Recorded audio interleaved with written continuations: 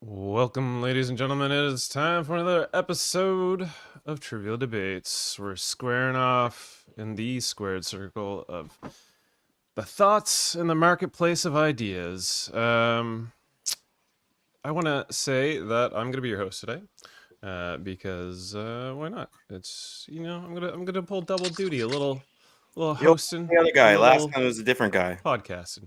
Well, it's true. It's true. See, I have a rotation of hosts with this show generally. Every time we do a themed episode, we sort of bring in new hosts, bring in new contestants, those that are experts and enthusiasts on the subject matter. So the bells are ringing, the crowd is roaring, and the stakes have never been higher because it's WrestleMania season, baby. Tonight we're bringing the spectacle, the drama, and the 24/7 championship level chaos to this episode of Trivial Debates. Three contenders are lacing up their boots, turning up the band, and ready to whoop that trick in a battle for supremacy. Will it be a stone cold stunner of a victory, a people's elbow of enlightenment, or will someone pull off a Money in the Bank cash in at the last second? So grab your folding chairs, adjust your neon fanny packs, and get ready for this Trivial Debates. We're going to introduce our contestants. First out the gate, we've got the underdog, the secret horse from Nova Scotia, the wild man, Colin Cannon. Colin, welcome to the show. Hey, good evening. Good evening. Excited for some wrestling. I'm happy to have you here. Following his boots, the creative imbalance himself, the Sean Sirianni, hanging out with us, talking wrestling. Welcome to the show. Yeah, thanks for having me. Excited, man. Awesome. And last but not least, one of our favorite Toronto comedians, Alex Bravo, women's world wrestling champion. Yeah. I am the winner. I have the brains. All right, fantastic. We're already starting hot with this. All right, beautiful. So as I was telling you guys before, and just a reminder for anybody watching, we're going to go through 6 categories of questions. It's going to be movies, TV, music, sports, history, and a wild card question. I sent you questions in advance, and you guys gave me your answers, and we're going to discuss them here. You're going to have 1 minute to give your opening remarks and let us know why you chose your answer. Then we're going to go into a 4-minute open debate. The one with the best debate is going to get the point. And then we're going to move on to the speed round where we repeat the process, but with quicker timelines. So, without further ado, let's get this bad boy started. Oh, yeah. All right. So, first topic, movies. The Iron Claw was a docudrama on the story of the Von Erichs. Which famed true story of wrestling would you make into a similar docudrama? I'm going to start off with Colin. You get 1 minute on the clock. Okay, so I picked the unfortunate tragedy that was Owen Hart falling to his death. And the movie that I think it would be a docudrama, I'm thinking maybe docu-comedy. Have we all seen Saturday Night, the retelling of the first 90 minutes leading up to the live episode of the first episode of Saturday Night Live? I'm thinking 90-minute docudrama. Everybody's having fun. Man, it's going to be a great show tonight. We've got this whole thing planned. Owen Hart's going to sail down from the rafters. Everybody's like, how do we get this set up? And it's going back and forth behind stage. It's like, who's trying to get in behind the VIP? Did we actually get the thing set up? Is he attached to the rope or anything? And then it's just like right before curtain calls, credits. Oh, jeez. All right. Lighthearted telling of the 90 minutes leading up to Owen Hart's spectacular stunt. All right, choosing Owen Hart hot out the gate. Wonderful. All right, well, following up, we're going to have Alex Bravo with your first minute. So I picked the Harts totally as a family as a whole, and to see they collapse, came together, rose to prominence and stuff like that. So definitely showing Davey Boy, Dynamite Kid, going to Japan. On. I thought you chose Andy Kaufman. So I also chose Andy Kaufman as well. We could go with that. So we could go with Kaufman. Okay, we'll go with Kaufman. So definitely Andy, when he first called up Jerry Lawler and watching Buddy Rogers and him like saying, developing that he's going to start going after women and just terrorizing them and all the hate mail and stuff. I know Man in the Moon sort of covered it, but to go more in depth and to show how actually sweet and respectful he was for the wrestling business and how he talked to Jerry Lawler. Like Jim Carrey did not talk like that at all in that documentary. And basically it came down to that's what he wanted the most. And to end with him going to the Freddie with Blassie viewing party and him having ice cream with everybody on top of the Improv, which was one of the last things he did before he passed. Okay. An excellent choice with Andy Kaufman. 10 seconds left. You good with that? You want to move on? Good with that. All right. We'll move on with our third competitor, Sean. You go ahead. Your minute. Nice. I chose a bit of a deep cut. It's called, this man's name is Hayabusa. He's a Japanese wrestler, and he died in 2016. He had a tragic accident that ended his career in 2001. And I say he's a deep cut, but he like innovated so many wrestlers today, from Seth Rollins. He does his Phoenix Splash. Every time you see a Falcon Arrow, it's Hayabusa. And Hayabusa back in the day, he was doing something that a lot of people weren't doing. He was mixing the WCW cruiserweight style with hardcore wrestling. And also the beats of his life is like a movie, from training as a young boy, falling in love, his awful accident, and actually a couple years before he passed away in 2016, he was in the Corkin Hall and they were honoring him, and he stood out of his wheelchair, and he was pretty much like told he was paralyzed, and that was just a little bit before he died. So that's a big ending. All right, fantastic. Those are 3 excellent choices for 3 heartbreaking films. So with that, yeah, very, very sad movies. Where is my... What? Mine's a comedy. Yours is a comedy. Okay. Nothing bad happens in the movie. It's all about the lead up. Okay, I don't know what happened here, so we're gonna do this. What is going on? My layouts get all messed up. Okay. Hang on. Bear with me here. This thing is stroking out. I don't know what happened, but we're gonna do that. We're gonna do this. We're gonna do this. Okay. Well, that works. Fixed. That's a hiccup. And 4 minutes, gentlemen. Make me cry. So I think my series is good because there's a big Andy Kaufman kick, but really what went into, he's the first celebrity that broke into the wrestling world and tried to transcend that and mix both worlds together. Also, he was rejected by Vince McMahon for some reason. There's a small interview you can see on YouTube. So I think it's a lot of interesting to explore, and that Andy and Jerry didn't actually hate each other, and he didn't actually hate women, but women hated him. Mm-hmm. So, I kind of want to say general debate, right? Yeah. So I love both your movies. These are movies I would watch, but I think what I would fight for my movie is kind of an untold story, and I think that's what the Iron Claw did well.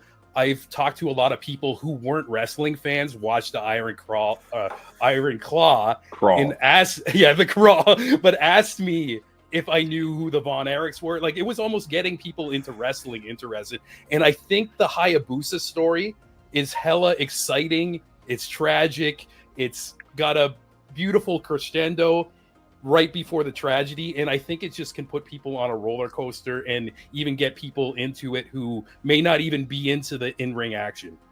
I think it sounds like a good indie film that could get a cult following behind it. And that's generally how I view Japanese. I love New Japan Pro Wrestling, so it's no hate for that. So I totally agree with that.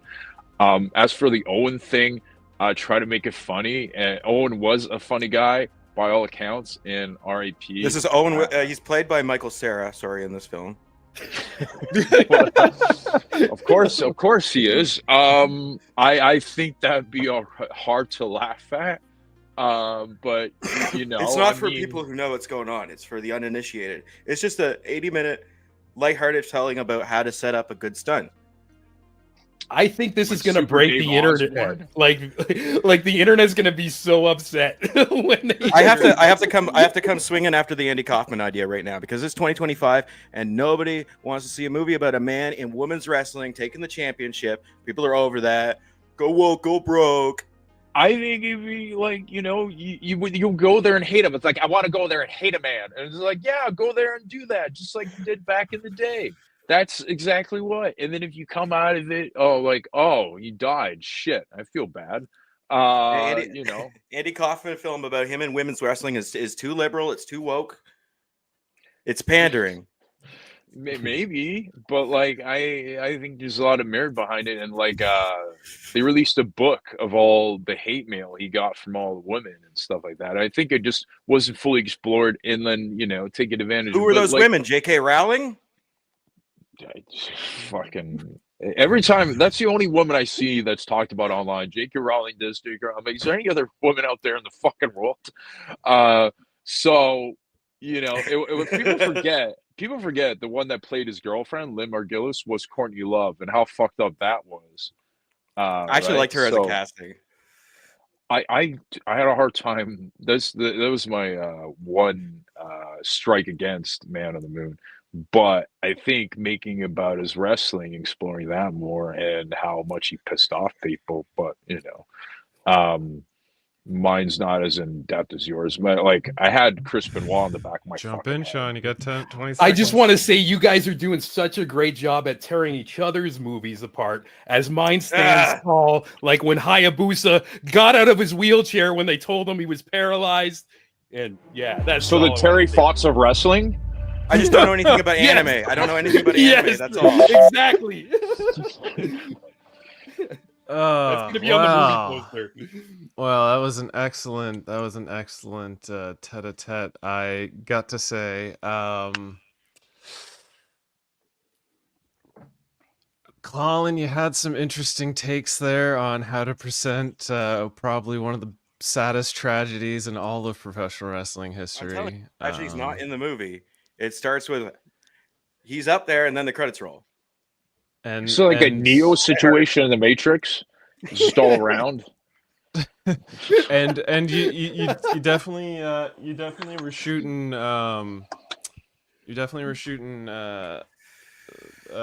Alex's Kaufman down with all this harsh wokeness that probably people may not want to see. I wasn't hearing a lot against Sean's Hayabusa, and I'm just not a manga fan. I don't know how to take it down. I think I'm gonna have to give the point to Sean for the Hayabusa, because his story seems like it would be bringing a lot of tears to the eyes, as Kaufman would be hate, and everyone would probably scratch their head to the Owen Hart. So yeah, I'm gonna give that one to Sean. Rest in peace to all three wrestlers. Yes, rest in peace indeed. All right, let's move on.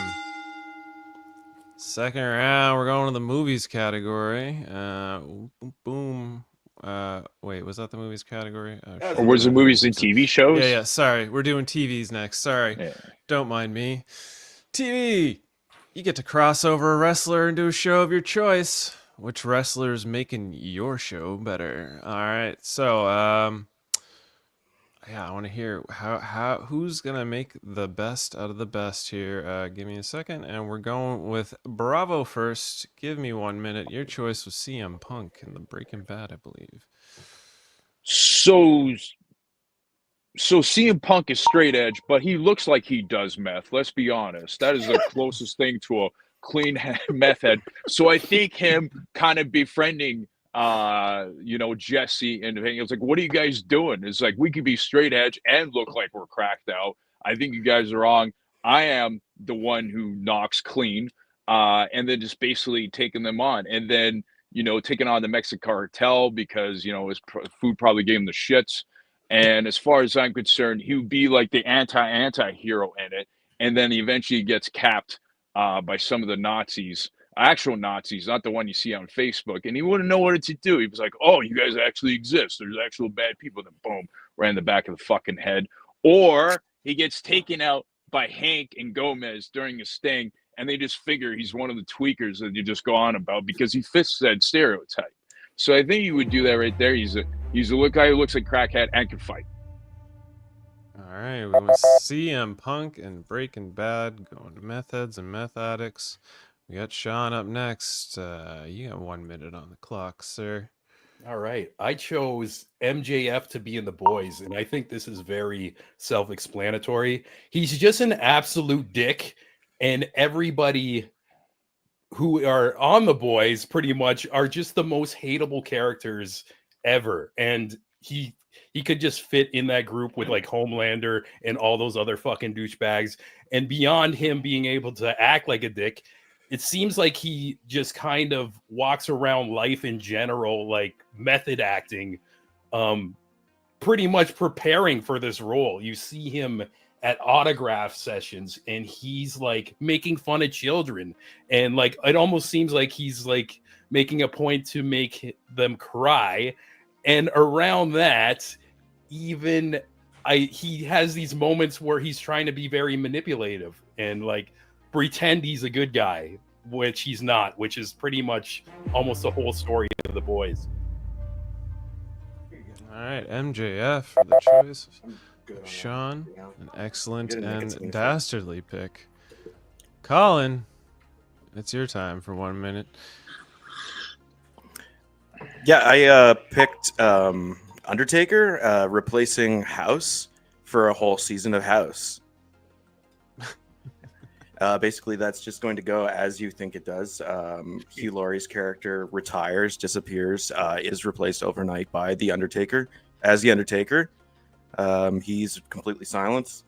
Have you ever seen those documentaries about the elderly murderers that nurses that 200, 300 people end up dead on their watch, and then eventually they're like, something's kind of strange about this nurse.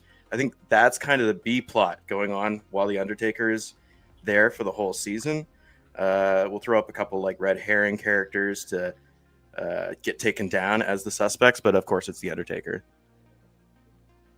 I don't have a timer up. I don't know how much time I have. Sorry, you got 10 minutes. Sorry. You say 10 minutes? Sorry, seconds. Sorry, I've recently been wearing a dog. She's a bit distracted. I can vamp for 5 seconds. All right, The Undertaker is replacing House. Sounds like a lot of patients are going to be going to the morgue. Well, with that, gentlemen, you got 4 minutes. Which show's getting better? Let's expand. Mm-hmm. Listen, I don't get MJF and The Boys. Well, it's just because he's Jewish and the Jews run TV. Like, I don't understand that perspective at all. Like, he's just a prick and then he'll get squashed in a minute. Yeah, The Undertaker in House, like, no, it'd be too scary. Who the fuck would want to deal with that as an MD? I'm like, no, I choose death rather than some mangly hair 7-foot guy trying to go after me. I really don't go those perspectives at all. But by all means, yeah. I mean, clearly you guys are, not inebriated whatsoever. So, Yeah. Listen, I think it's just like a 2.5 Men scenario, but with Undertaker coming in instead of Ashton Kutcher. I think it's going to be fine. It's just a different audience. Hugh Laurie is a pretty prickly character himself. I think it's a pretty lateral move in casting. Yeah, that would definitely be a lateral move. Have you seen The Undertaker act? It's not very good. It was like, you can do this. And you can't, go beyond I'm thinking that. No words. I'm thinking just totally mute. Mm-hmm. Yeah, I get it. Like a Lenny from Mice and Men situation going on. Just exactly. Yeah. With a stethoscope. Mark, if you're hearing this, don't kill me. I just want to say, as much as I want to see CM Punk as a meth head, and I think that would be perfect. One thing about both of your TV shows is these people in real life would not be able to say yes to that role. They would not do it. But MJF, he's starting his acting career. He's in the new what's it called? Happy Gilmore movie. He's doing these things and wanting these roles. And I could see him if he gets a contract for The Boys or whatever, he'd be all over it. He's hanging around other Jewish people. That's all he's doing. Is just hanging around. But what I'm saying is my show's possible, and both of your shows because it won't happen. Mine can happen. Guess what the ethnicity of the people running TV is. Guess what that is. You're helping my argument. I didn't realize we were going to get into a debate on the deep state cabal. Yeah, really deep state and stuff like that. I agree with you. I said on stage, people are like, who's supporting?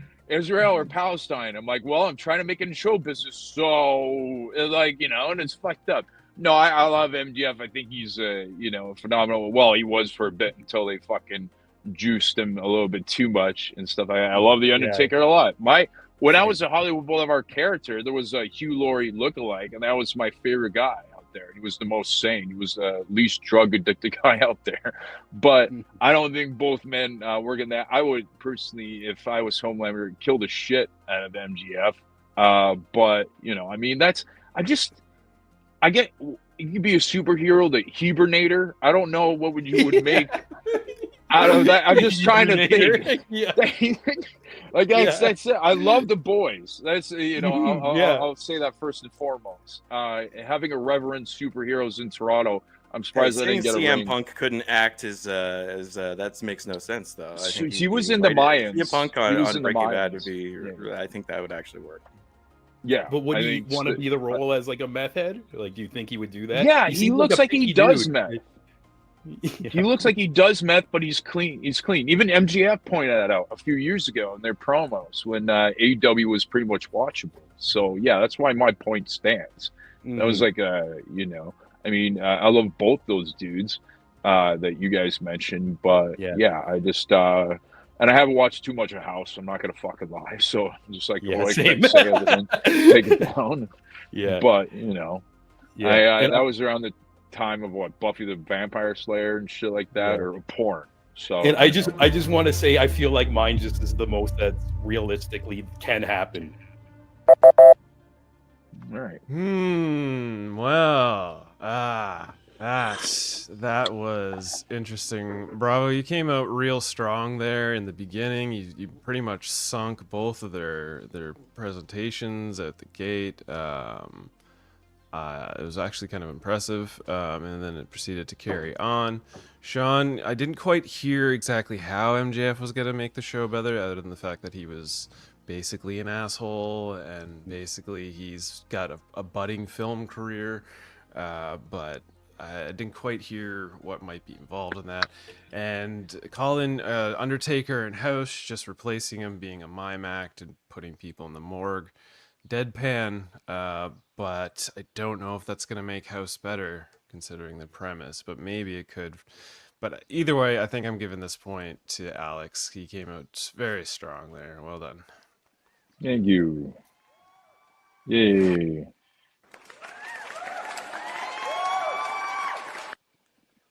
All right. Cooking in a place here. Time for round 3, gentlemen. We're going to music. It's the music category. Music. Which music producer do you think would be better suited for this Netflix era of WWE? All right. We're going to go with Sean for the first minute. All right. So I chose the man who sat front row at WrestleMania last week, Rick Rubin. Rick Rubin, he's one of the GOAT producers, and he does music all across the board, from metal to hip hop. He's got an understanding of a lot of different genres, which can help all these different characters and build them in specific ways. And also just he's beyond all that. He's on the record as one of the biggest wrestling fans. Like, he probably bought his own ticket to WrestleMania and like didn't get a comp or anything. And like over the years, I've even heard him talk about how watching wrestling kind of like resets his brain when he is overwhelmed with music. Like, he's so embedded into that culture and just understands it beyond belief. Ooh, Rick Rubin. It's going for some deeper wrestling fandom there. Colin, it's time for your choice. We're going to give you a minute on the clock. Yeah, well, I mean, I just picked Reggie Watts, and he's doing everybody's themes, all the music. Nobody's allowed to pick any specific songs they want. It's all improvised. It's mouth beats from Reggie Watts. He's standing off to the side. He has a little looper pedal. He's going womp womp womp womp womp womp. Yeah, and then Stone Cold comes in on an ATV and flips it, and he can integrate Stone Cold fell off the ATV, like right into the song as it's happening live. So maybe he even sings while the match is happening. We don't not even need announcers with Reggie Watts in the house. Reggie Watts, 23. Wow, put that timer up so I know how much time I have. Oh, I was like, sorry. I was tied a neat little bow on that, and I was like, wow, I got 13 seconds left. Well, final thoughts? Can't wait to play Oblivion. Good night. All right, Bravo. It's your time for a minute on the clock.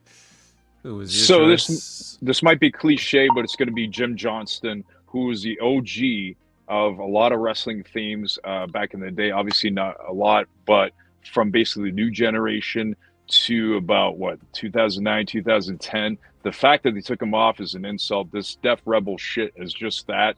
And then CFO, it's pretty generic, if not annoying. Obviously, they'll have a banger here and there, but Jim Johnston made it for each character and would walk you through it, like the way they walk and how they move their body, and it will make those things like Vader time is even that is memorable on its own. It's like it's time like to go along with actual Vader, rest in peace, the way he's done, to Stone Cold Steve Austin, to Bret Hart. And if you noticed, Bret Hart's the theme that came out in 2010 was ridiculous. It was like if a 9-year-old did karaoke on a wrestling theme. He was able to make stuff just stand out, and even if it was sampled from somewhere else. All right. Going with the GOAT, Jim Johnson. Big guns, Bravo. Big guns. All right. Well, with that, we're going 4 minutes on the clock. Gentlemen, who's going to top the charts? Yeah, again, I just want to say Rick Rubin was front row at WrestleMania. Beyond that, people from the Beastie Boys, Slayer, Kanye West, System of a Down, Shakira. He can do any genre in the universe. He can Any genre except wrestling, mind you. Sitting at a wrestling show does not make you a wrestling composer. All right, Reggie Watts, I love comedy, has nothing to do. So what? He can make a fucking harmonica noise right out of his ass or something, and then play along. He's staring at a black guy with an afro. That's great. I'm glad you enjoy that for a wrestling theme. I'll stick with my four-eyed nerd, and that's all he lives. He lives in a studio. He looks like the Phantom of the Opera without a mask. That makes him classic. You know all those themes. Every single wrestling theme that you remember, with the exception of maybe one or two, is by Jim Johnson and Jim Johnson alone. He picked it, made it smart. From DX to Stone Cold Steve Austin, there's not one that you can't remember that he did that isn't. Oh my god, dude! Like the glass smashing sound effect does all the heavy lifting in the Yes. Stone Cold theme song. Like, okay, so he didn't. No, he smashed a glass. That's the cool. It part wasn't of the just song. a glass; it's actual car crashing noise. I listened to his podcast or some interview he did where he explained that it's a bunch of crashes at once just to stand out like that. Because we all think it's a simple glass crash, but that on itself is. He's making it up. He's the Tommy Tallarico of wrestling music.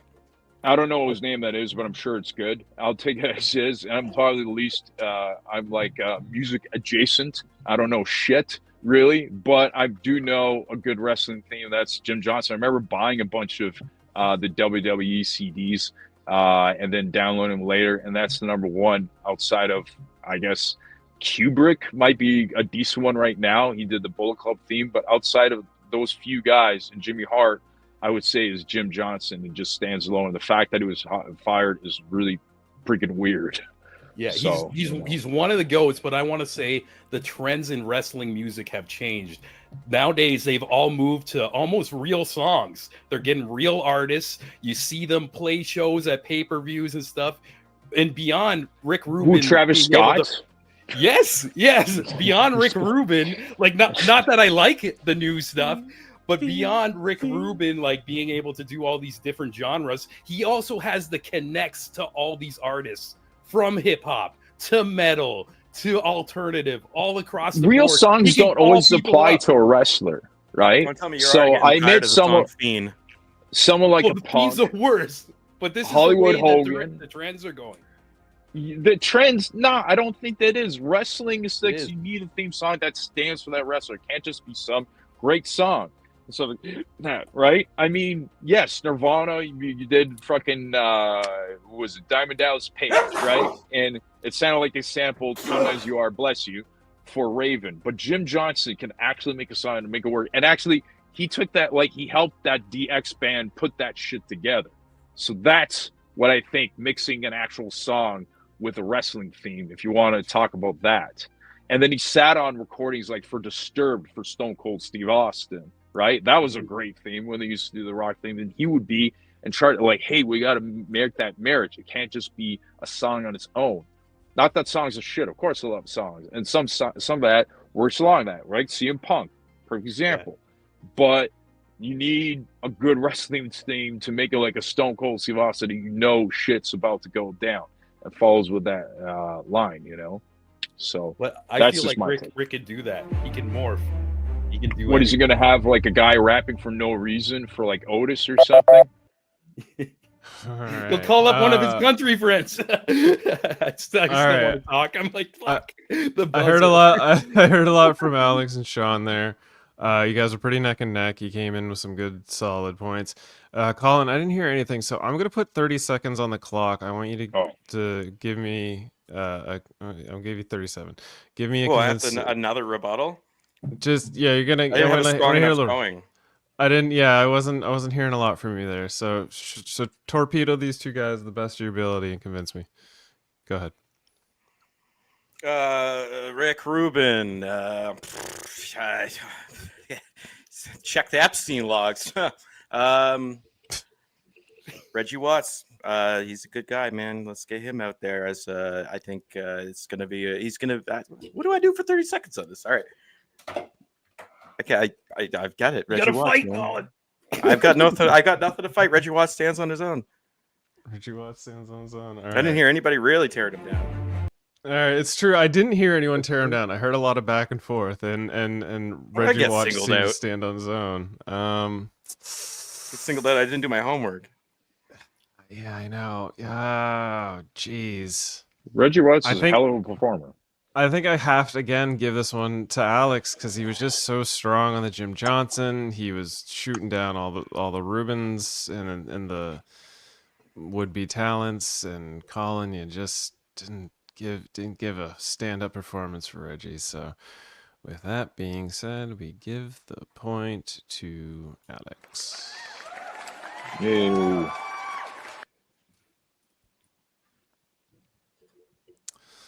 All right, we're doing the next round here.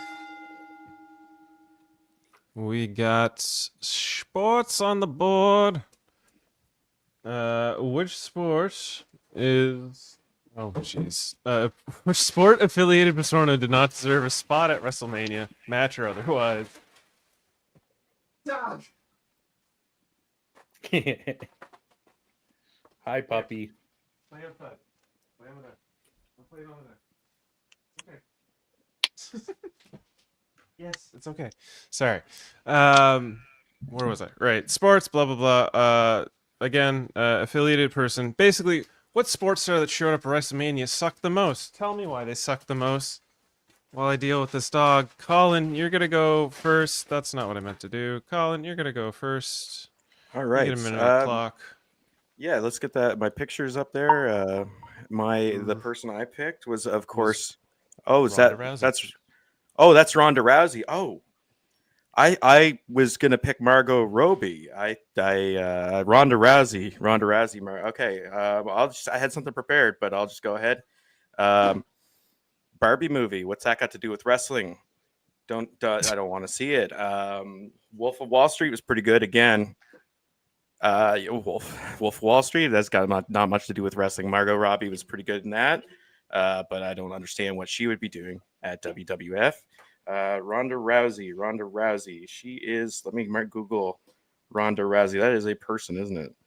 Whoa. Okay. Wow. She looks interesting. I don't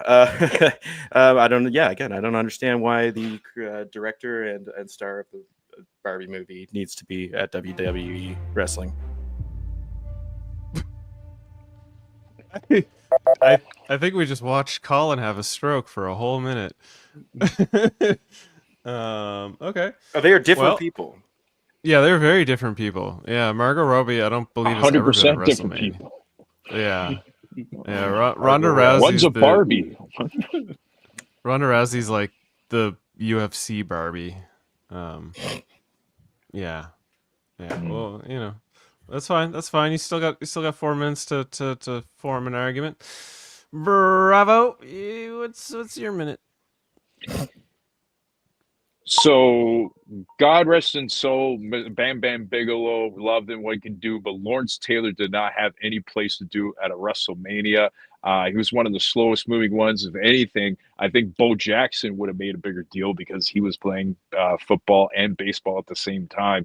I didn't understand. The buildup was great, and Lawrence Taylor in that pushing capacity was great. But once the match was having a 400-pound guy with tattoos with drug addictions was moving way better and faster, more convincing than a slow ass Lawrence Taylor. And obviously, the Click tried to take that away from Bam Bam Bigelow, but Lawrence Taylor had no business, let alone defeating him. I think a better outcome would have Bam Bam beating him. And I understand it was a heel thing, but I never understood that and having the appeal.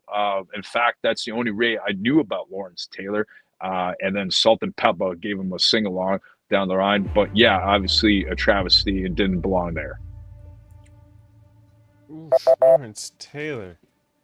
That is an old cut. I remember that WrestleMania. I'm that old.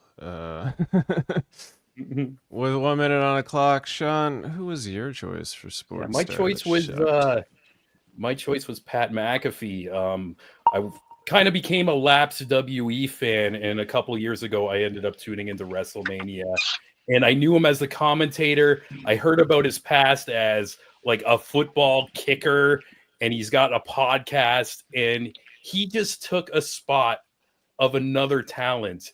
And I was just watching this, like, what the fuck is going on? And watching it, it didn't make me want to watch more WE after this. It actually turned me away. And it's just like, it was shit. And I'll give him this. Like, he was having a good time. And I think if I was in a commentator position and somebody asked me, hey, you want to get in the ring, do this fun little thing? I'd be like, yeah, but not on fucking WrestleMania.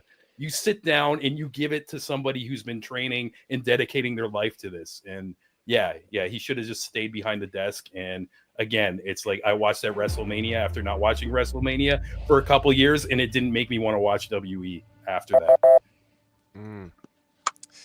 Pat McAfee is kind of bogus. All right, well, we got 4 minutes on the clock. With that, gentlemen, who sucked the most? Yeah. I think like Pat McAfee was way better than actually Lawrence Taylor, because the angle they just did with Gunther choking out Pat McAfee was done well. Pat McAfee could be fucking annoying, but at the beginning when he was working the WWE, it was kind of tolerable. There was no point that I thought, well, Lawrence Taylor is going to lose to Bam Bam, but I was just wondering why. He didn't even do a promo last time I checked. He was just showing up, and it was a weird conundrum. Again, I like the shine that they gave Bam Bam Bigelow. Love Scott Bigelow, R.I.P. big man. But he did not belong there, and I really feel that, like, if anything, Bo Jackson, who was arguably the most famous footballer going on at that time, was also on, I think it was Pro Sport or something, that cartoon with Michael Jordan and Wayne Gretzky. Would have been a way better deal, and actually would we want to see this guy do a third fucking sport. Yeah, Margot, I don't know what strain you're having there over there, Colin, but like fucking is whatever. That's like, I was just like, Jesus Christ. Like Ronda Rousey actually gave a shit about the business for a little bit. Mm-hmm. So she was definitely a welcome addition. It's like later, again, another Pat, like similar to Pat McAfee. At first it was all right, and some moments just like him getting choked, but I cannot say they were totally intolerable the whole time. I just didn't understand why is this guy headlining WrestleMania in terms of Lawrence Taylor. He didn't belong there when it should have been. If anything, I want to cut you off right now. Like, so I agree, Lawrence Taylor, awful choice. But I remember that WrestleMania, and at the time, that was selling tickets to people who don't watch wrestling. Where with the Pat McAfee thing, I didn't even know that was happening until I turned on the TV that day. But with Lawrence Taylor, it was in the fucking newspaper. It was all across Sports Center, TSN. It was getting people who don't. They would have got way more with Bo Jackson. Way more with Bo Jackson if you want to do that. But they still got a little bit through Lawrence Taylor. And they got a little bit of that buzz. And the same thing is like Bam Bam Bigelow at the time was still a hell of a performer. He could do He's moonsaults. He could amazing. move like he was less than 200 pounds. And so that's basically and like that was the only way of him getting on. So it's kind of a weird catch 22. And nothing personal against Lawrence Taylor or even Deion Sanders, who was playing two sports at the same time during that time. That's the only thing I would say that sucks about that. But like Pat McAfee had a following going in, and when it was a less is more kind of deal, I think he was tolerable. So to say he was the worst is real tough because there's these good moments that he had. Yeah. And sure, if you were trying to say Ronda Rousey, I'm sorry. There was like that was really hot when she was coming in for her Yeah. first WrestleMania. It's when we figured it out that we didn't want to cheer her, and when she didn't want to give a shit anymore, then she sucked. So I can't say she was the worst thing ever. When she came in her first WrestleMania with Kurt Angle, that was great because it was Kurt Angle returning to WrestleMania and two Olympians. So it was really hard, like, not to get behind that. I think, if anything, Stephanie McMahon being that, I'm like, fucking Ronda Rousey would tear out her like freaking urethra or fucking vulva and fucking do jumping rope with it. I don't understand. I like the stuff Ronda did with The Rock. So I don't know one single thing that Lawrence Taylor really did that was good other than push tickets. But half Yeah, that was he also he because was a Bam Bam cultural Bigelow. phenomenon around in like getting eyes on the product when it was dipping. Like the WF was dipping hard, and they needed a boost. They They needed were the still dipping. non-wrestling fans. That was one of the worst WrestleManias ever, WrestleMania Yeah. 11. So, that's just my 2 cents. But Pat was a dud, and the world heard about No, he was Lawrence not Taylor. always a dud. Not always a dud. Well, it kind of feels like Colin just kind of tossed the towel in there. Yeah. I don't know. I don't know. Oh, didn't know one name you guys said. that makes it awesome. Totally in the dark here. I think I enjoyed I'm- one of Ronda's matches as well too, so I couldn't really knock her too much. I would say, yeah, I think the point's gonna go to Sean with the Pat McAfee. The fact that he, didn't make you want to watch the wrestling, didn't quite add to the sale, didn't add to anything. It wasn't even hype. So Can I tell Alex something? I wrote Lawrence Taylor, and he was like, somebody already took that, so that was my original answer as well. So I agreed with you. Yeah. There's that many to choose from. There's like a 3 few or of them. 4. There's like Yeah. I found a I think list, you but yeah. you can maybe see Mike Tyson, but I thought what you did was great. Mike Tyson AEW. Yeah, that was actually cool. Yeah, Mike Tyson AEW. I didn't know if I cared, but what he did was Austin and DX was great. So point to Sean. Yeah. Well, this is a predicament because there's 2 questions left. Colin, I don't think you're going to be able to come back. I don't know. You could Let him tie have fun. this. Can we give him some bonus? tie ones? this. Like, if we Let him have fun. No, this is Yeah. I like this. I'm in my predicament. I'm in my bed. I made it. What's happening?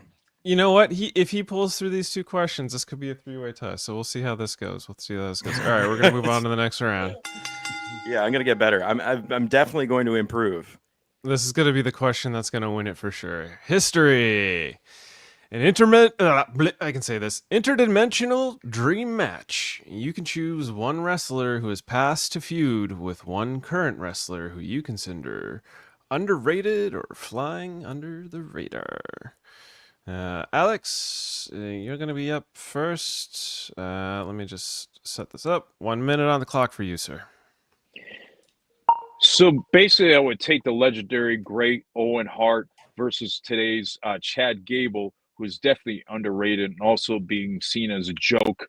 You would take the second most famous Canadian versus arguably right now the All-American under Kurt Angle's study, and you would have a clinic. Owen Hart had a dark match with Kurt Angle. There's photos of that, and it would have been nothing but a classic. You have 2 technicians and playing 2 different types of heel, and basically also under the shadow of their fellow compatriot or family member in terms of Owen to Brett. You could play that angle. You could do that either country. You would have these great technical also high-flying masterpieces even before Owen injured his groin. You would definitely do that. You could have tag matches between and they could pick any of their choosing. You would have these just great technical classics. That would be 10 out of 10.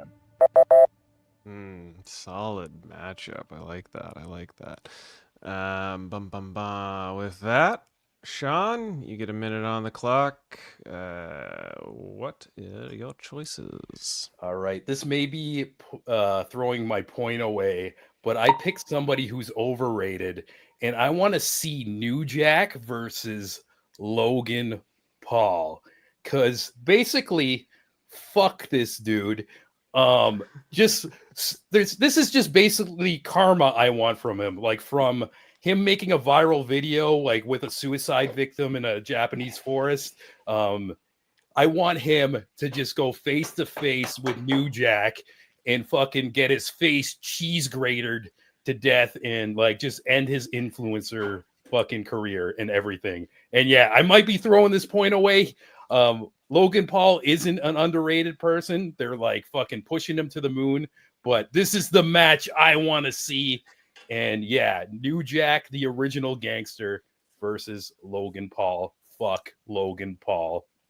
I hope you suffer. I got 5 seconds left. Die, Logan Paul. Die! Those are cheap points. Those are cheap points. I don't know. He's making a compelling argument, guys. It's gonna be hard to press. I got exhausted by hate, and there was like 10 seconds left. I'm like, shit, gotta keep talking. All right, call it 1 minute to the clock. I'm not gonna tell you. If I'm gonna see if you remember these names. So 1 minute on the clock. Who these were your choices? My choices, yes, that I've came up with myself is these guys. I definitely know who they are. One is named Eddie Guerrero, and is Orange Cassidy. I'm assuming one of them is Orange Cassidy, and the other one is Eddie. Eddie Guerrero, I think he's very strong. He's kind of like the Bretons from Oblivion, just doing their thing. The Orange Cassidy is another name that I'm looking at on this piece of paper. I would say he's more like the Red Guards, very looked down upon in the country of Cyrodiil, and even upward into Skyrim. And the underdog for sure, maybe a thief, a cleric. I don't know. We'll see. Okay. Well, that was an interesting allegory for Eddie Guerrero and Orange Cassidy. Two names I've heard before. 100%. I didn't suggest these to you whatsoever. All right. Well. Gentlemen, we got 4 minutes on the clock. All right. I'm hang on before we begin. Alex always starts. I'm trying to race. Out of these 3 matches, who's winning? Okay, let me get this straight. Eddie Guerrero, one of the best of all time versus Pockets. I don't get this. Why would you want a cosplay wrestler taking on an actual wrestler? I need my wrestlers doing steroids if we're going to go down that era. That just didn't make any sense at all. Maybe be cute, but putting the stuff in their like hands in the pockets, playing pool hockey, where the fuck that is. But that's crazy. As for New Jack, listen, dragons haven't been seen in the country of Skyrim for thousands of years. Crazier things. Fight back, Colin. All right, cool. That's nice. You take that, jabroni. Take those ideas. Back to your thing of New Jack versus people hating New Jack too. I get the appeal and stuff like that, but like I want to be the one hung in Japan. If that comes down to it. Both, like, it just the styles would clash. You're going on a hardcore guy that just doesn't give a damn, did a bunch of crack, and then a guy that we hope does crack and then flies around and is freaking. I've had Prime. That's just as good as I actually like Prime. But like those styles clash. You wouldn't be like, I don't want to see this more than once. You would want to see Chad Gable versus Owen Hart 1,000 times over. You would want to see that promo of going, woo, I'm not a nut, calling each other nuggets. And going crazy, and who's the bigger nugget from whatever country, and then just going back and forth, and heel versus heel, until he gets to Calgary, Alberta, and then Owen Hart is cheered, and then leveling it up with a Canadian flag, even though deep down he's really a heel, but is actually get the recognition he deserves. And same when you go to Chad Gable, you go to whatever state he's from, and you do the whole Pledge of Jump in, Allegiance Sean. thing. He's not gonna let you talk. So I got one question: Sean's got his hand would up. this match happen in the WE? Yes, it would. You know what's 100%. gonna happen? They're gonna fuck it up. It's gonna be the Blue Blazer versus El Grande Americano or whatever Chad Gable's gonna do, and they're gonna ruin it like everything. They're gonna ruin it like the main event of WrestleMania. It's not gonna be a good match. They're gonna be these gimmicks. There's gonna be some goofy angle, like somebody's gonna get a pie in the face. New Jack versus Logan Paul is what the people want to see. And you're talking about a styles clash there. You know what? New Jack isn't gonna let Logan Paul put a single move in because he shoots for real. He's going to take out a fork, stab him in the eye, and Logan Paul is going to be crying, and New Jack's probably going to jump off a fucking balcony on him, and we're all going to go home happy and cheering, and I'm going to buy my New Jack shirt and everything. You're going to see the best back-to-back suplexes, the best moonsaults. You're going to see the best of high flyer. You're almost going to believe it's real. They're going to make it so goofy. The thing like about everything else. It depends. I'm talking about 97 Ruin Owen, it. 97 Owen, and then you get maybe 2 years ago Chad Gable. I can guarantee you that would be a classic. Yes, everyone gets a bad gimmick here and there, but Owen Hart still sold that. Unfortunately, that was his last thing. But even before all that, if we watch Owen's moves, he was doing stuff that hardly anybody was doing. Colin, you got a minute. Yeah, like, oh, I literally shut myself so you could talk. Colin. The Beige Avenger. Colin looks like. I want to say Orange I also Cassidy if don't. He was a I don't. gamer. I don't think Orange Cassidy is underrated either. I feel like a lot of kids love him. Like he's not Yeah, that's the personally my problem. style, but yeah. But he's a pretty popular guy. And yeah, like just Owen and Gable on paper is amazing. If this happened in New Japan or fucking like MLW or something, Stampede. TNA, it would be a banger. But you said it would be WE. They're gonna put some goofy ass storyline, put them both under masks like they did. Watch And, what yeah. Owen was doing 97. Owen ended his life Owen wearing a was mask. in 99, but Owen in 97 was on top of the The world. last When they we went to seen of Canada, Owen and Chad Gable were both goofy gimmicks. Ooh, gracias, gentlemen, for that But not excellent debate. My headphones cut out for 3 minutes, so I cede my point. I see, because I was like, "You got a minute, sir? Do you want to?" He channeled Orange Beige Cassidy. I was struggling over here. You're struggling. All right. All right. Well, here what we're gonna do, because you kind of missed 3 minutes. I'm gonna give you. Nope. No, I'm gonna give you 40 seconds. You're gonna tell me exactly how Eddie Guerrero and Orange Cassidy would fight in a match. Okay. You're giving me 40 seconds to talk 40 about seconds two people I've never heard of before today. Yeah, you're gonna tell me exactly how two gentlemen are gonna have a match. I want to hear your words. How they're gonna have a wrestling match. Okay, Eddie Bell Guerrero. rings. Eddie Guerrero. He enters the inn at night. Orange Cassidy is tending the bar. He's wiping a mug. Eddie Guerrero ducks down, stealthily sneaks behind the counter. He has not been seen. Orange Cassidy, he pickpockets the inn key from Orange Cassidy, leaves. He comes back, goes outside, waits until the inn is closed. Orange Cassidy's asleep. He uses the inn key to go back in. He takes all the mead, the goods, the gold purses underneath the counter, and then he slits Orange Cassidy's throat in his sleep. That's classic rogue move. Lie, cheat, and steal from Eddie Guerrero in a bar fight with Orange Cassidy. That's how I interpreted that. Did you guys interpret it that way? Yeah. He knows his shit. He knows his shit. Yeah. I appreciate that. I really do. Is this Dimension 20? AJ says. Oh, well, it's pretty close. That's AJ. The frat guy I want to be friends with. Oh, thanks, that's AJ. adorable. All right. Well, you know what, gentlemen? That was I was hearing a lot of heat and debate with the Logan Paul and the New Jack, and I was hearing a lot about Owen and Gable, and you guys kind of kept shooting each other down to a point where it nullified each other, and I felt like it opened a pocket for Colin to actually take the point Pocket with for his bar pockets. fight. Pockets. I'll take a you pity got point. Eddie I'll take a pity Guerrero point. stealing the pockets, so we're gonna give this one to Colin. I'm cool with that. You can tell I'm a Jim Cornette fan.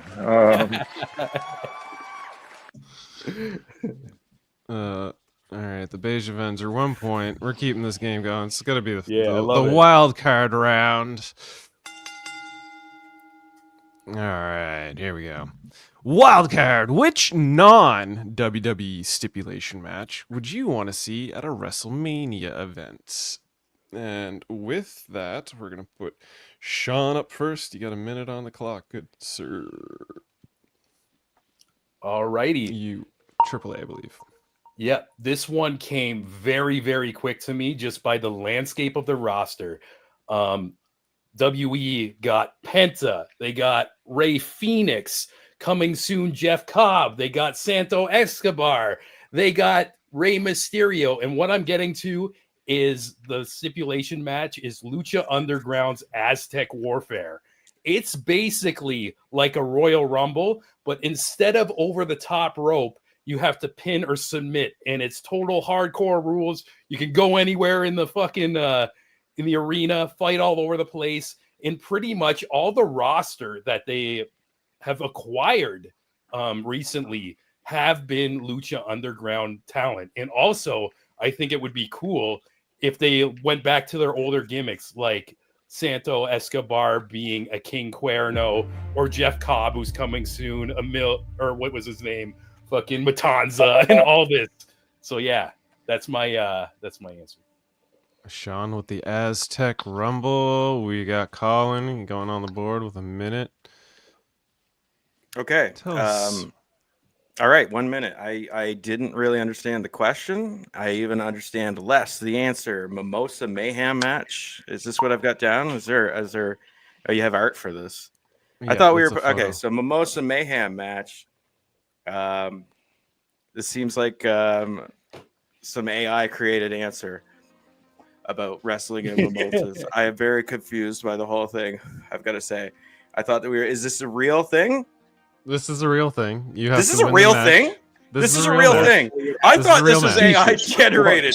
No, this is a real match. This is a real photo of Orange this Cassidy. was AI generated shit. No, this is a real photo of Orange When you Cassidy punching suggested Chris this, I was just Jericho. like, okay, I'm totally flummoxed. And the fact that this is real tells you that obviously this is what you want to see, because how the fuck is that a real thing? A mimosa match? That's a real fucking thing. Yeah, you have to win the match by pin submission. There's no DQ, or you dunk your opponent in the mimosa outside of the ring, which is That's the champagne and stupidest orange fucking juice. thing I've ever heard of. I hope I lose.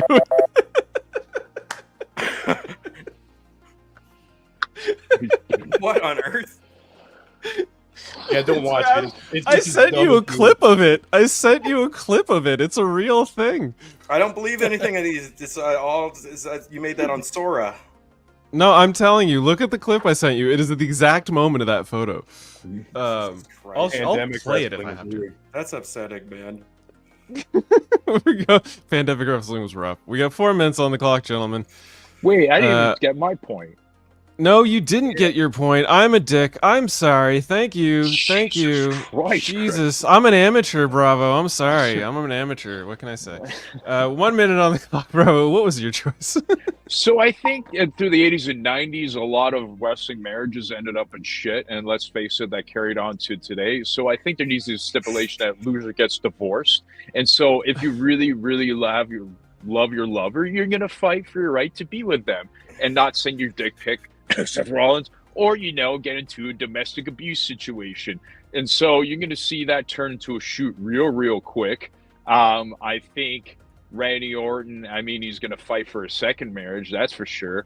John Cena, you can't see a third divorce, I guess. But it's going to come down to, it's like, wow, that man really loves his woman, or Becky Lynch really wants a man to be with the man. And so it's going to feel a little bit more real. Or you could be like Chris Jericho and wait for your wife on Capitol Hill. So yeah, you'll see a lot of heart on the line for those matches. Okay. We got a divorce match versus a mimosa match versus an Aztec Rumble. Sounds like a regular night in Mexico. Let's go with 4 minutes on the clock. Gentlemen, please. So Aztec coming out on Warfare totally makes sense right now. WE at WrestleMania weekend bought AAA. At the roster who did this, I saw the fucking comments on like Twitter and like all these different forums of people saying bring back Lucha Underground. And one of the staples of Lucha Underground every year was Aztec Warfare. Even though it was 3 years, we've all fucking loved it. It was chaos. It would be perfect for a WrestleMania pre-show just to lead up, get everybody hyped, have some chaos all over the place, high flying all over. It would get. I'm not gonna lie. I thought Aztec Warfare, you would get citizenship if you win. That's why I think you were going with that. That you become a legal citizen if you win that thing. I'm like, all right, I'm on board. Oh, you're just having war for the sake of it? No, there's no fun in that. Green I think card down the ladder to be a wedding, marriage wedding. As for a mimosa match, I think Caleb is like seeing shit because he's so stoned and that's what he wants. So he literally forgot that match actually existed to begin with. And by the way, not all of us want to be gingers. So I don't know where you're thinking that. I think people are going to fight for love, which is hard to come by. And like on top of that, another stipulation is if you lose, you get divorced and you're not allowed on a dating app, including Craigslist, for a year. So I think if you want on top of that, it beats the hell out of everybody. It's like, you know, going along with Again, the that's a real thing. That's a real thing. Yes. Wow. Yes, I feel like real. Actually, I should get a point because that is stupider than my thing. yeah. No, This you're is- thinking this shit. sounds You're like like the mimosa worst match. And imagine before this match, through all the rules coming up, the ref having to explain every like little fucking detail. It's like too complicated. Yeah, it's called The a lawyer. divorce match. It's called a lawyer. You ever get So divorced? no Go ref. through They're gonna it. have like It a happens. lawyer. A lot of people learn don't get divorced. Don't marry someone you're gonna fucking hate. Or I don't agree. beat up your They're spouse. just trying to Don't murder siphon your views away spouse. from Judge Judy Don't with murder that your shit. mistress. Don't be like Superfly. It'll stop all that shit from happening if you put it out for everybody to laugh at you and say your ass got divorced. And But- now Joe where's Hendry the comes alimony back to payment? lawyers. Yeah, that is, But you're who's making gonna- your thing sound stupider. Who's No, gonna your be thing in this is match? stupid.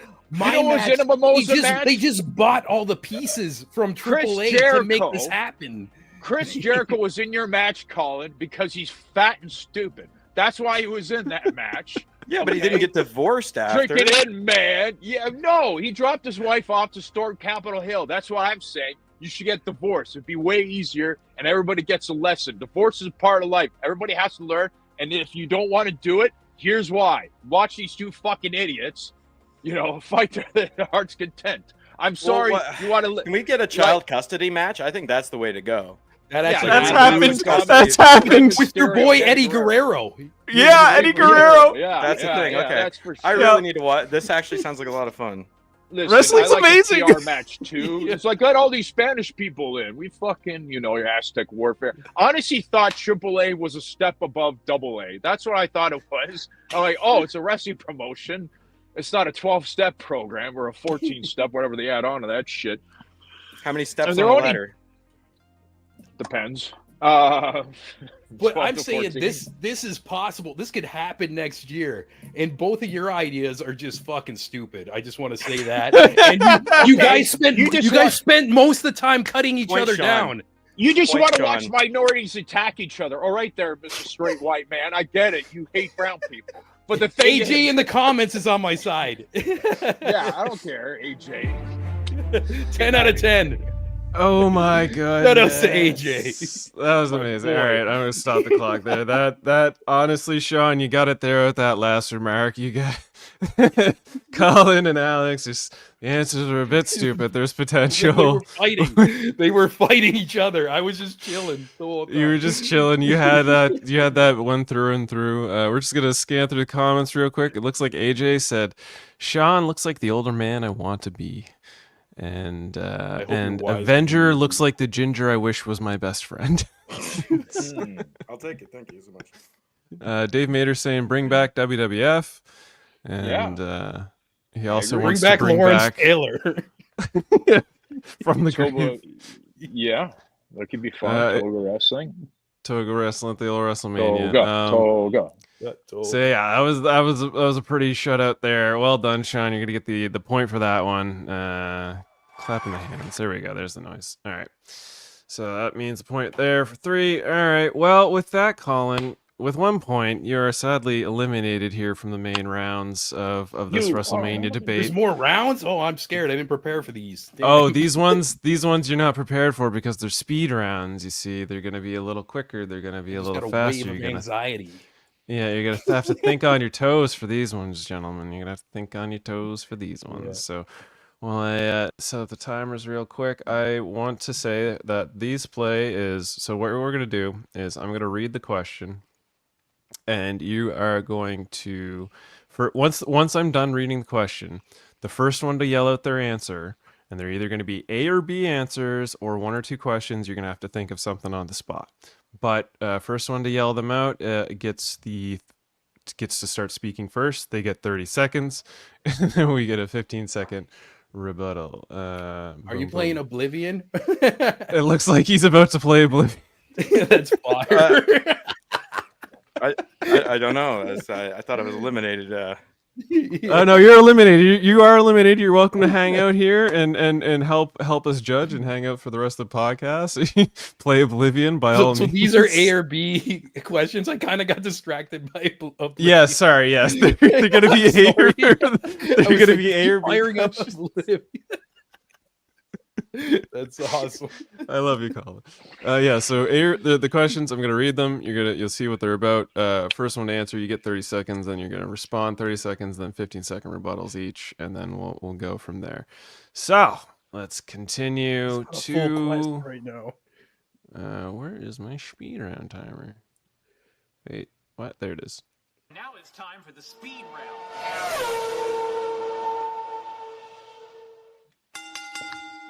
All right, speed round questions. We're getting into this goodness.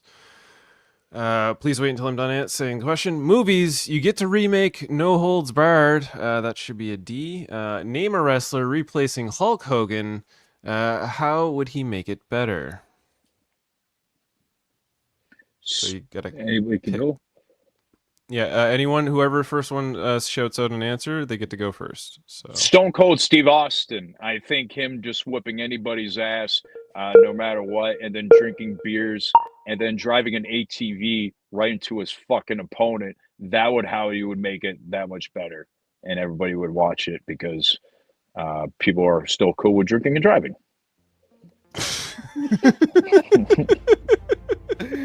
So do I chime in as well right now? Or if he's given up the time, you're welcome to jump in. Oh, yeah. You know what? I'm going to throw in the towel in this one because his answer is way better than whatever I'm thinking of. That was perfect. I watched that version. That's the version they should have made. Can't get much better than that. All right, round winner. Alex, that is the quickest, fastest point in speed round. Yeah, congratulations. I don't think that's a new record. And it was good too. All right, we'll keep moving this train forward, gentlemen. Speed round TV. You get a new Netflix documentary in the style of the Vince McMahon documentary. Who's the better choice for this documentary, Eric Bischoff or Paul Heyman? Paul Heyman for the grittiness. To be a sneaky Jew that managed to hang on. I heard Alex first, so Alex gets to go with Paul Heyman. Sean, you're gonna have to argue for Eric Bischoff, okay? Paul Heyman, one of the sneakiest individuals to start promoting wrestling shows at Club 54 that nobody was really attending except a bunch of coke addicts and people that would go home and beat up their spouses. And then he went up from there to create a bankrupt wrestling foundation, but that was successful right before it was bankrupt. And how do you morph right into a walrus as time goes on? That is incredible. And also promoting the biggest guy on steroids ever known to mankind. So Eric Bischoff, because he was basically Vince's cuck boy.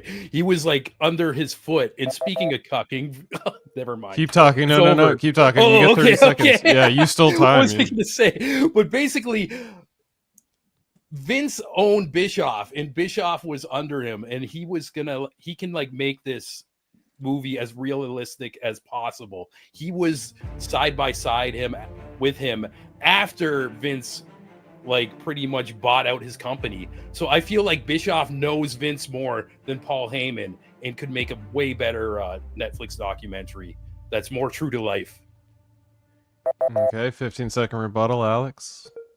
Yeah, no. Bischoff was his own guy. He left for 83 weeks, worked briefly under Vince, and then Vince fired him, brings him back and fires him. At least Paul Heyman was only fired once or twice by Vince, and then came on and kept the ECW experience alive.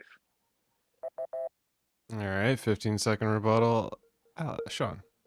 Again, I feel like Heyman and Vince weren't as close, and yeah, that's all I want to say. And Heyman would Heyman was such a liar. There would be so much like unfactual shit through this whole documentary as well. Who doesn't lie in wrestling?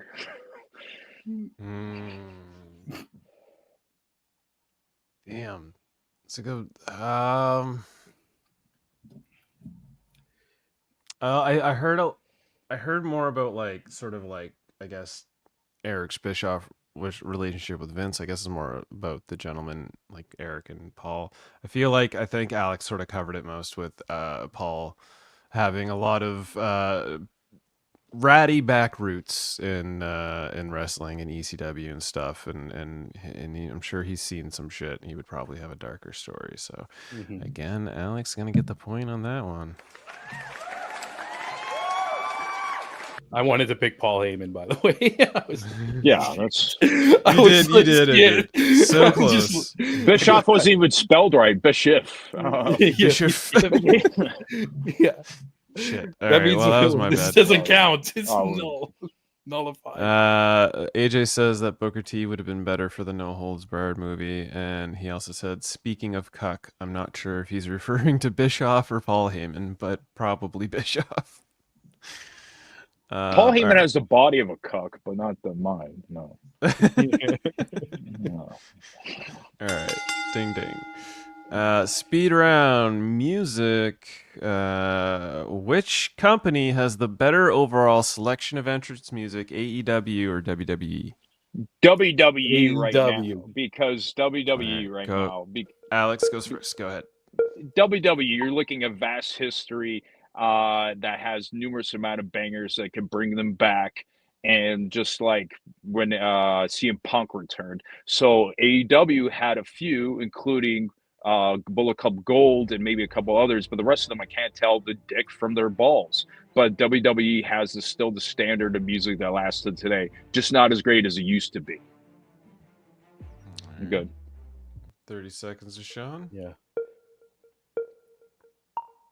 Well, you said not as great as it used to be, and you're totally right. And AEW is actually pretty much just hiring real musicians again to make these tunes. I watched Collision last night. They had Killswitch Engage.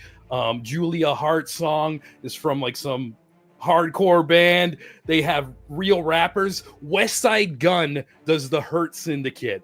They have the top artists in the world right now making music for them, and they're bangers. 15-second rebuttal, Alex. Rap does not make a banger at all. Just because some people are getting along with it, have no idea what they're saying. I agree. I like We Hurt People, but WWE Stone Cold Steve Austin still stands true to this day with his theme alone. 15-second rebuttal, Sean.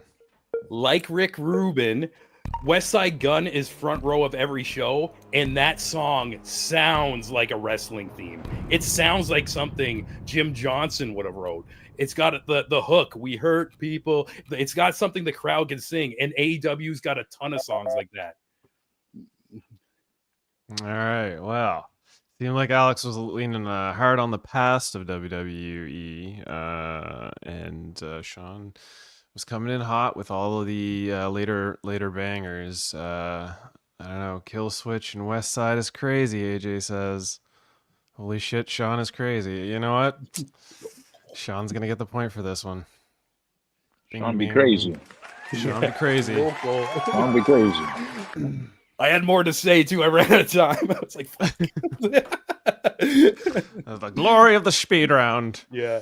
It's giving me Whips by anxiety. quickly. All right, this is dead heat, gentlemen. This is a banger of an This is argument. good. This is Colin, great. enthralled, listening to every word, understanding everything going on. What I'm are your learning a thoughts, lot. Colin? You learning a lot? Kill switch, engage. They did CM Punk's theme before. They did too. His Fire Burns. And they did a rendition of that recently. The fire At WrestleMania. Actually, in a week, Kill Switch was both on AEW and WWE, which is That's pretty crazy, yeah. Yeah. They made bank that week. All right, let's continue this wrestle. This rumble, if you will. Next round, speed round, sports. Which Olympic athlete had a better run in WWE, Kurt Angle or Mark Henry? Kurt Angle. Angle. Holy Kurt cow. Angle. Kurt Angle. Ooh. You're not gonna Who went deny first? that. That's not a I debate. heard I would- both. Colin, who did you hear first? That was like literally synchronicity. All right, gentlemen. The only way we're going to flip through this, one round, rock, paper, scissors. I'm losing this. Rock, paper, scissors. Shoot. Double paper. Rock, paper, scissors. Is there a delay? Rock, paper, Paper, scissors. Shoot. Oh, there is a delay.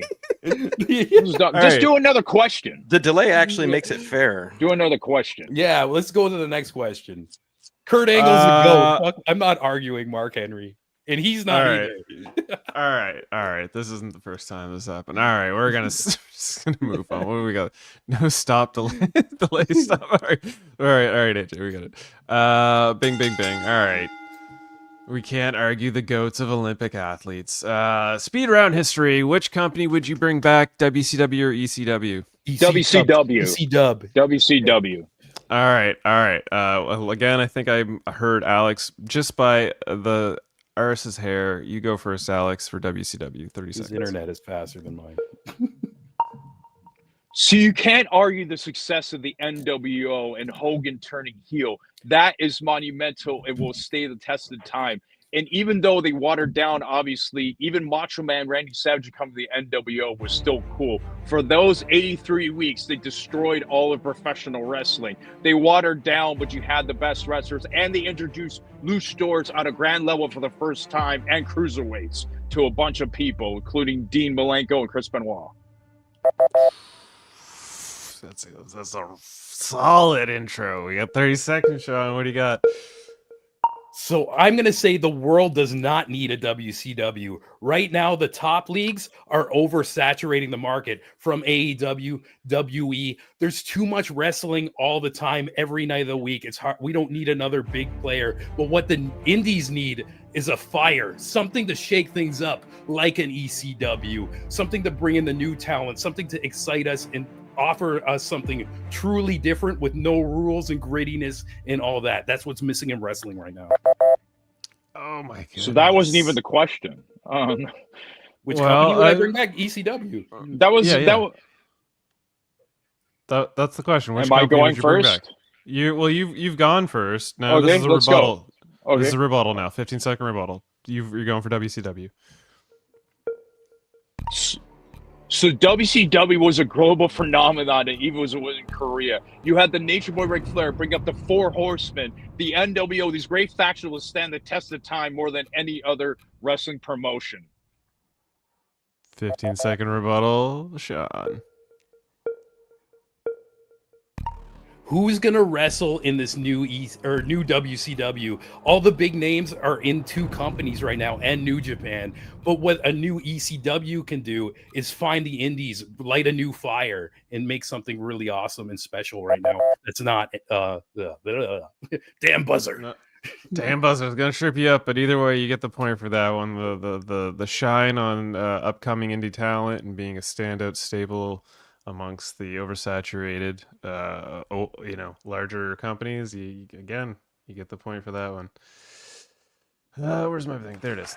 All right, Sean, just pulling ahead with the lead. This next question could be game match. We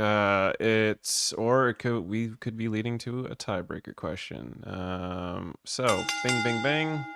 Speed Round Wildcard. We recently seen I Show Speed take a massive spear from Braun Breaker. Which annoying celebrity would you want to see take a spear from Braun? So Justin Bieber needs a freaking spear more than anything. We could still bring that hate back for him. He basically looks like a warmed over tortilla or some kind of guy dancing like dying of cancer with a bunch of like tattoos. I wouldn't mind if he took a fucking spear from Bond Breaker. We'd all be like, baby, baby, on the ground. It'd be a lot of fun. I don't care if he's not as annoying as he used to be. I don't care if he's about to be a dad. Well, his sperm can go right in the fucking air as soon as Braun gives him a spear. I think we would all rejoice it, and his career would launch again. So yeah. So you're obviously Team Selena. Yes. All right, 30 seconds to Sean. Who's your choice? Tell me when you're ready. Oh yeah, I'm ready. I'm ready. So okay. My choice is Elon Musk. Justin Bieber, old news. We don't hate him anymore. Right now, currently, people want to see Elon get speared. Beyond him just being the biggest douche in the fucking world, for him buying Twitter and ruining it, and even like all these Nazi symbols he's doing. People who don't watch wrestling want to see Elon Musk get speared. And yeah, that's my answer. Ooh, solid choice. 15-second rebuttal, Alex, for Biebs. Okay, Elon's got autism. I don't care what he said or done, so that's ableist. That's what I'm taking there. Justin Bieber will forever want to be speared by a bunch of people. That's how that goes. We always want to spear him, no matter what time or era. 15-second rebuttal, Sean. So Elon needs this spear to fix his life. He's walking around like some alpha male. No, you're a fucking nerd, and we need somebody like Braun Breaker to put you in your fucking place and give you that spear. And yeah, fuck you, Elon. God damn. Oh my. You know what, Colin? I'm gonna let you choose. Who do you think won the argument here? The guy wasn't even paying attention. Yeah, no, I was. He's deep in a quest right now. I've seen the movie by Music by Sia, and actually, you're supposed to knock autistic people to the ground and hold them down. So I think Elon Musk, wins that one because I think that's what you're supposed to do when they're stimming. Yeah. Well, I admit I was leaning towards the Elon. There was probably a far greater cry for Elon to be speared by Braun Breaker than Bieber. There's a lot of I would say sympathy for that kid going about these days because he was once speared as a kid by P. Diddy. Well, you know, with that, we got a game show winner here. The one and only big Great fight, champion. Alex. This was hard. Sean I Serrani. feel like you had me against the ropes the whole time. This is really hard. This is a lot of fun, man. You guys came in with heaters. You came in with debates. Big shout out to Sean. Congratulations on winning this trivial debates of this WrestleMania. Bravo! You came out swinging, gentlemen. Thank you so much for taking that time. So we're gonna wrap this show up. We won't take any more of your time. With that, I'm gonna give the floor to our champion, Sean. Tell us and tell the people where they can find you. Yeah, just basically check out the Creative Imbalance. It's on YouTube, Spotify, Apple Music. It's a variety show. I interview people in the arts and entertainment world. And if you're watching this because you like wrestling, I got an interview with Chris Jericho. I got a interview with some people making documentaries, a new Luna Vachon documentary. I might be doing something. I can't announce this one, but yeah, I got wrestlers on there and just a lot of heavy metal music, and it's pretty much this variety show that I think you should check out because it's some high quality interviews and I ask really good questions. It looks cool. That you do, sir. A great podcast, by the way. Thank you Thanks, for being man. a part of this silly little trivial debates. With that, Alex, bravo. Where can the people find you and follow you at? Mr. Alex Brovo at on Instagram, Alex Brovo on TikTok, Alex Brovo on YouTube. I'm going to be doing a lot more, ramping up. I think I'm over my depression, so maybe not. You could see me rickshawing around the city, unfortunately, for year 2000 fucking, I don't know how many times I've done it. But yeah, every second Wednesday at Yuck Yucks, you can see me, and then random shows here and there. And I hope to continue doing stand-up. It's fun. I wish it would pay more, but so, and hopefully I'll be in Austin, Texas at some point, trying to go to that scene because apparently they will like me there.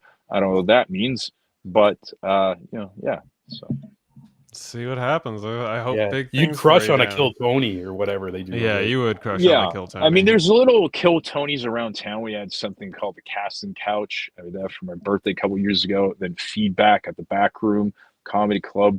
I wonder. I used to do the mics with Tony when I was there. He hasn't really changed much, believe it or not. But yeah, but there's other shows in Austin that's just popping off as a new hotbed scene. So yeah. Cool. Beautiful. Well, thank you for your time. Thank you for taking a Oh, part thank in you. the show. It was a lot of fun. We're gonna hand the floor over to the most prepared, the most knowledge of all of professional wrestling, the super fan himself, Colin Cannon. Tell us where the people can find you, good sir. This is you'll be happy to know that's as much as I know about anything, any topic. So come on by. I stream on Twitch at Noling Stone, although I work all the time, so who knows if you'll see me on there. So What do you enjoy your do? Streams. I work in film, TV, Cool. Oh, what do you do in that? like a art department kind of thing. That's Yeah. fun, Yeah. That's awesome. I gotta add you on Cool, Twitch man. too. I need Yeah, to watch the. I need to watch I the gotta rest get on of your Oblivion quest. Yeah, yeah. I was invested. We're gonna be going I right saw it in the for corner. I was. You've made me laugh, Colin. I'll admit that. Yeah. Colin. No, he Oh, was I a also- true wild card. This is cool. And I also rickshaw in my town. Hey, I've heard you're in Halifax, no? Might as well. I work in Halifax. Yeah.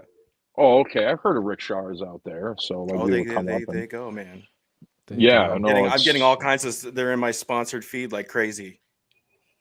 Yeah, no, it's great. I've connected with rickshawers in Kelowna, the guy that does tricks and flips and stuff like that. Chris, you used to do that with me. If you don't mind me bringing that up, and No, it's no, I been don't mind. I insane. miss it. I Oh miss yeah, it. you did that too. That's right. Yeah, You I was did. That's Petty how we Cab met. King.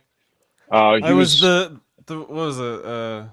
I would see you bright and early in the Rickshaw morning in the master? garage. I don't want to put you on the spot. Oh no, or I was anything, sleeping but, in a hammock in a garage for like the better part of a summer. I was. I would homeless go there and everywhere. you're like, there's raccoons that come here in the morning. I'm like, Jesus Christ. Because I would go there to go to work at the Rogers Center. And then, and fuck, yeah, you were the first thing I saw in the morning. It was like the wildest time. But we got along. And, you're a good guy, Chris. You helped put my shelf together. I not my did, shelf, I sorry, My did. dresser. Yeah. You're like, you're a hoarder. I'm no longer a hoarder.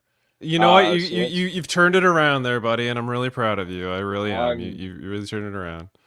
I think I'm beyond mentally ill than I was back then, but I'm fighting through it like hell. And so, We all are. and then Sean and I met like it's going 14 years, and we did a video and stuff, and then we did a show, and then I saw him at Bovine last year, and I passed by him, and it's good to and a good positive spin to it. So yeah, it's like a fun connection with all you guys. I know other redheads in my life, so it's good to see you, Colin. But like, I probably know them too. I probably know. you know what? And Nathan McIntosh is one of the funniest guys. He's a redhead out of Nova Scotia, and he's killing it in New York. And he's 10 times the comedian I ever could be. Him and another group of guys when I first started. Even if you were funny, they were like it was like a bell curve because they were like 10 times funnier than I didn't mean to give up, but it was like such a lot of good talent coming out of Halifax and the Halifax Comedy Festival.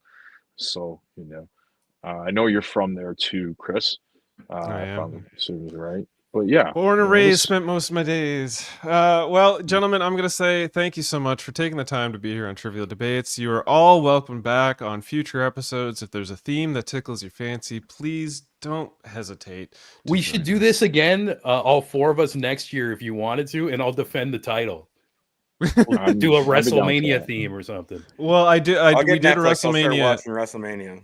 There you go, Yeah, baby. We actually did WrestleMania last year, and this is, I think I'm gonna try and make this an annual thing. But what I do, as if you've been following the show, if you're new to this show, we do this podcast once a month at the end of every month. I've been making them themed episodes. I find they're a little more creative in questions and answers, and I try and bring in all sorts of people onto the boards, if you will. So with that, I want to say that our next episode is, I have this queued up. I have this ready. I totally have this ready. Give me a second. Our next episode, damn it, that's the wrong link. It's Teenage Mutant Ninja Turtles. There it is. Ooh, nice. May. It's Whoa, doing nice. Teenage Mutant Ninja I'm gonna Turtles. tune into that one. I got That's two awesome. people lined up for that. I got to find two more, and I'm looking for TMNT enthusiasts. If you're a podcast listener or a podcast person of TMNT or whatever, if you know somebody, send them my way, because I got to book that for May. I know so a yeah, comic book artist who did one of the covers for The Last Ronin, TMNT, and he might be down to do a show like this. So That would if you're be interested. amazing. If you can get me connected with that gentleman, I would love for that to happen. Awesome. 'Cause I'll do would be that tonight. Cool, Thank cool. you so much. Thank you guys for taking your time. Thank you everybody for joining. Thank you for commenting. Please let me know what your answers would have been to this episode's questions, and if you agree with any of these three gentlemen. And as always, kick out. Don't let that 3 count take you out. And we'll see you on the next episode of Trivial Debates. Thank you so very much. Beam up some Star Trek content with Live Long and Podcast. Tune in to X-Rated, the X-Men animated review show. Artistic interviews with graphic histories. A roundtable movie discussion with Hey, did you see this one? And movie reviews with Hold Up, a movie podcast. And while you're at it, spin a few records with Eamon on Track. Watch us duke it out on Trivial Debates. And let's chat about TV with the Super Mater Brothers. It's all here on the United Federation of Podcasts.